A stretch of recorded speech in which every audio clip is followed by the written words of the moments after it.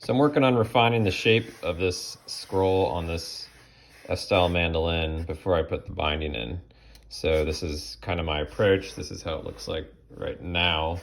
The main things I use at this point is just an X-Acto knife, mechanical pencil, and then one of my favorite chisels is this kind of spoon gouge chisel. And also a little cheap light presser thing.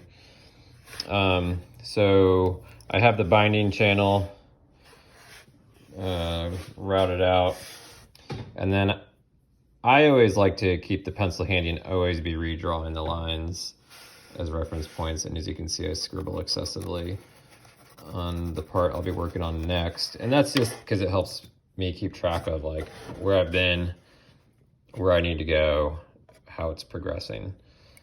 So it's just kind of an obvious visual for me.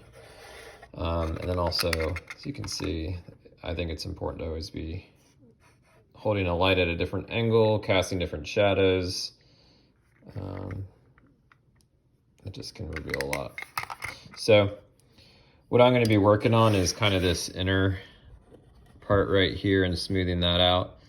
And I like to leave things a little proud as far as the soundboard, so that once the binding is on, you can see right here, I have plenty of material to carve away, to carve down to the binding. For me, at least, I would rather carve down to the binding than it be the other way around. So that's probably about how I'll leave that curve. And then when I do take the material down, I'll just kind of do it uniformly all around. And I'm going to leave this, the button part of the scroll, that's actually final height, and everything else will be variable. And then I like to try to, sorry about that. I try to use the edge of this sound port, and I also look at the edge of the mandolin, and I try to find a way to have the lines kind of, in an imaginary line, these would flow and somehow lead in kind of a natural way.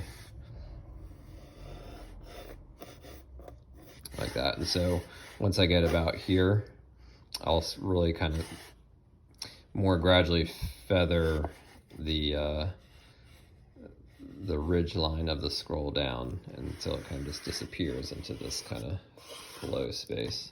So that's kind of how I visualize it, how I approach this task.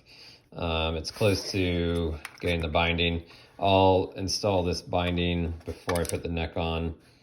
It's just easier to not have the neck on, especially when you're working around this whole area. So, all right, well, I'm gonna get to work on this part and then start bending some binding.